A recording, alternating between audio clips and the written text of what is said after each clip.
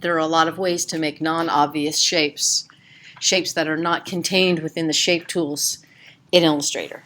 And I think one of the most powerful ways that you can start creating shapes from other shapes or with other shapes is by using the Pathfinder tools. Under the Window menu, Pathfinder. From the Pathfinder palette, one of my most favorite shapes is, one of my most favorite tools is this tool here called the Merge tool. The Merge tool lets me take more than one shape and turn it into one shape. Not a group, but an actual new shape that has a specific number of vector base points. One shape I might need could be a shape that has a rounded side on some sides and a flat side on other sides. So when I initially drew out my rounded rectangle, I get a preset. However, there are some handles here, these little handles that let you change the roundness of the shape. These little tiny circles here let me round this differently. But it's really not quite rounded enough where I need it rounded. Say I really want these round like that.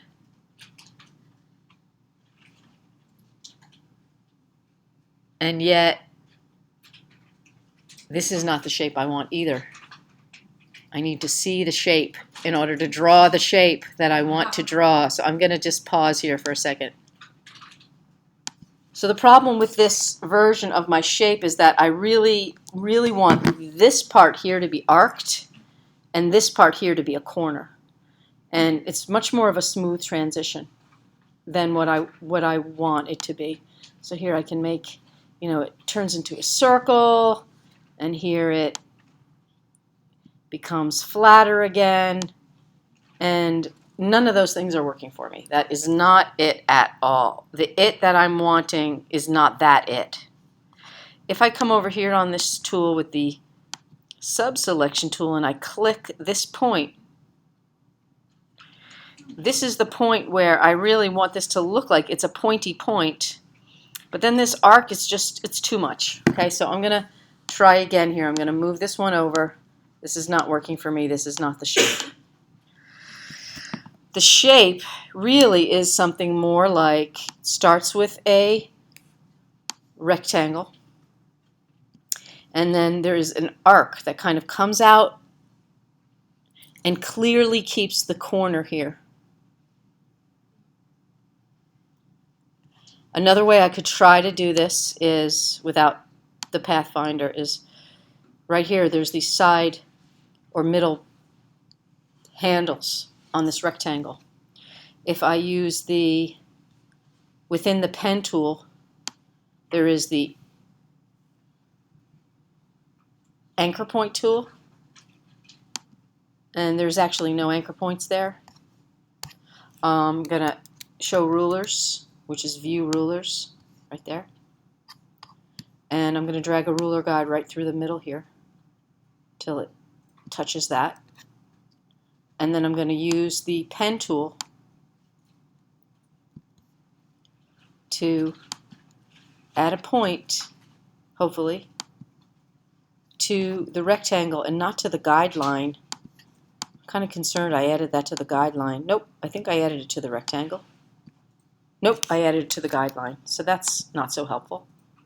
So I'm going to try that again. I'm going to add these points just below the guideline this time, because, or better yet, I'm going to go view and go to my guides, choose guides, lock guides. There we go. Now when I add these points, I really do need to click right on the shape. There's one, and there's two. Switching back to this lovely anchor point tool, I'm going to click and drag down. You can see this kind of turning this into a curve. I'm going to drag, I lied, I'm going to drag up, and then I'm going to drop another guide here on the top of that handle. And I'm going to do the same thing here. This is where it's twisting, and I want this handle to touch that top line. Now with the sub-select tool, if I click on this point and start moving it out, I think I pressed 7 clicks there on my arrow key. 1, 2, 3, 4, 5, 6, 7. That's more like the shape that I'm going for. It's corners here and curves here. If you hold down the shift key and you use your arrow, that moves it out 10 pixels. So if I click on this point, hold the shift key and press the left arrow, that's 10 pixels. So that's the crazy looking shape. I'm going to do that one more time, okay? I'm going to clear the guides, view, guides, and clear the guides. I'm going to make my basic rectangle. Click and drag a guide that goes right through, hitting the center point of the rectangle, and I'm going to check, make sure that my guides